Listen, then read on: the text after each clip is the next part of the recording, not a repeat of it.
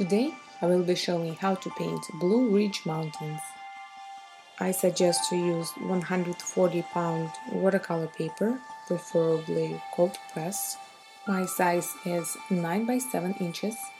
I will use 3 different brushes. One is wider hockey for wash, medium size and the smaller size for the detailed painting. You would need 5 colors: Payne's Gray, French Ultramarine, Cerulean Blue, Winsor Red, and Raw Sienna. Here I will test my colors. And this is my little study and the reference for my painting. Let's begin. I will be starting with sky. First, I will need to wet my paper with the wider brush. Make sure it is moist throughout.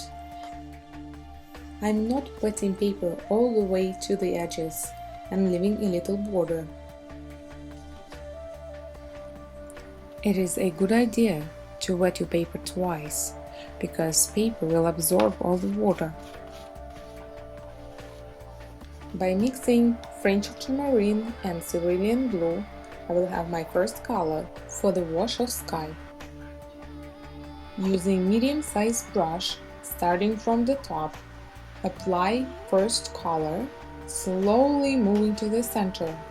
Clean your brush with water and make the lower side of the sky softer. My paper is attached to the wall, but of course you can paint on the table.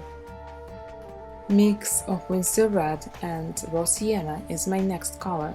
I collected it on my brush and I'm removing excess of the extra water on the napkin. Now, starting from the bottom, slowly moving to the center, apply your second color. Clean your brush with a napkin and blend both of the colors. I'm going to paint a few clouds with a mix of Payne's Gray and Blue Ultramarine.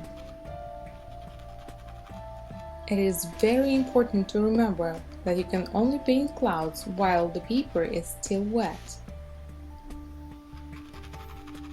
You will have about 10 minutes since you started painting the sky until the paper is dry. When you feel that the paper is already starting to dry, you'll need to stop. Fixing your mistakes is gonna just make it worse. Too much water on a brush is also going to cause problems. That's why you need to find a fine line in between wet and dry. I often use a paper towel to get extra wetness from my brush. Now you need to make sure that your paper is fully dry. You can either let it dry by itself or use a hair dryer. If the paper is cold when you touch it, then it is not dry yet. Time to paint mountains. I would mix Cerulean Blue and a little bit of French Ultramarine. Color must be very light, as the mountains are the furthest. I slowly would paint peaks of the mountains. Then wet my brush and soften the lower edge. After you are finished to paint the first mountain, you need to again dry it throughout. For the second mountain, I would add a little more of French Ultramarine to the mixture to make it a little darker.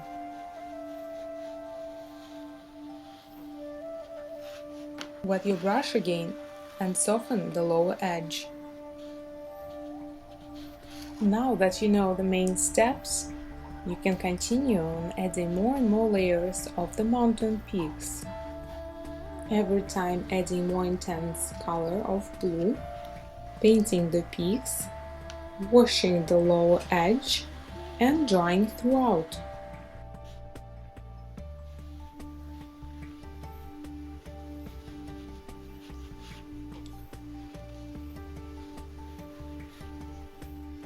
The closer mountains would have some details on them.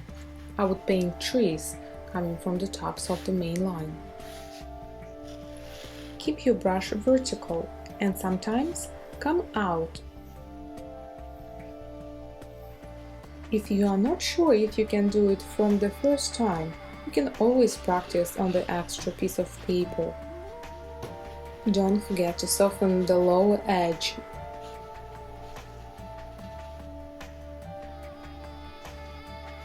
I will do one more layer of the mountain.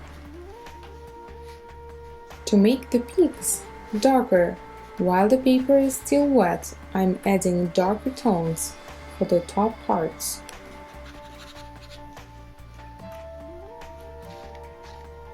For the final silhouetted layer, I'm going to use Pure Paints Gray, which is the darkest color.